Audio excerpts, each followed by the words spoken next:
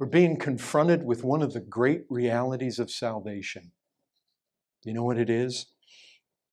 Christ means to save us from being selfish, self-important, little people.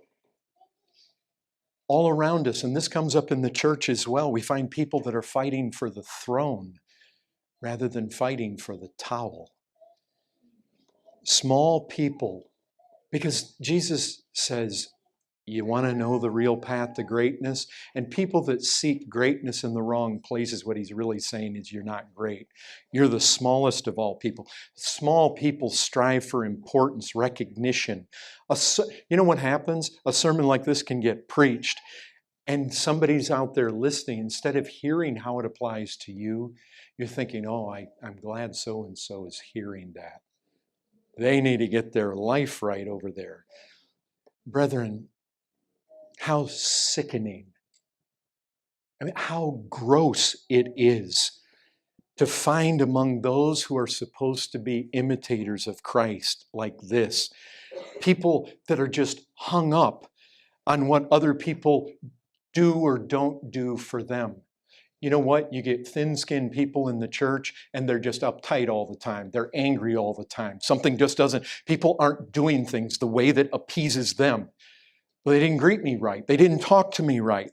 And what happens? People walk around hurt. They walk around self-pitying, depressed. Why? Because others don't greet me. They don't talk to me. They don't serve me. They don't give to me. They don't respect me. And so we get people that just mope around. They pout. They become childishly vengeful. Well, if they're going to treat me that way, then I'm going to do this to them.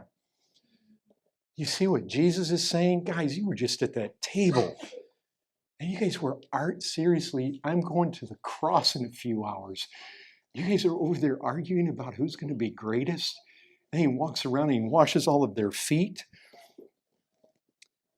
What is it? Let me ask you this. What is it people that are pursuing when they want to be important, when they want to be great? What are they after in this quest for importance? Well, you know what it is. People think that that's where they're going to find happiness. They're going to be happy because they get recognized. Somebody knows, somebody pats them on the back.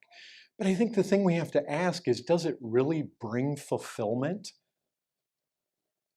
I mean, are your best days really the days that somebody complimented you for something? I know that can be encouraging. I'm not talking about encouragement here. I'm talking about people that are running around seeking to be great all the time and who are uptight when that doesn't happen. People who are not willing to serve others.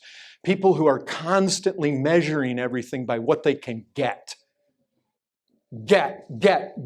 That's this mindset. I'm going to be great. I don't know if Peter would have got too bent out of shape if one of the other guys might have all of a sudden started washing everybody's feet. Why? Because he was just arguing with that guy about who was going to be the greatest. And yeah, I might have embarrassed him a little bit, but people want to be happy. They think they're going to find it this way. And you know what Jesus says in the midst of all of this? Listen to what he says.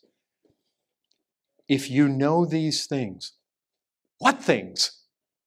But just listen. If you know these things, blessed are you if you do them. Blessed. You know what blessed? That means you'll be glad, you'll be happy, you'll be joyful, you'll be fulfilled. If you know these, what things? If you know that the way to greatness is by serving others, and that's the way to happiness, and that's the way to joy, and that's the way, those things, if you really get that, it's not having the highest position. It's not getting people to talk about you. You remember what happened? Jesus looked at people that sought the glory of men, and he didn't count that as a high thing. Ay, ay, ay. This excerpt was taken from the full sermon, Go Low Like Christ, the Upper Room Discourse, Part 2, by Tim Conway.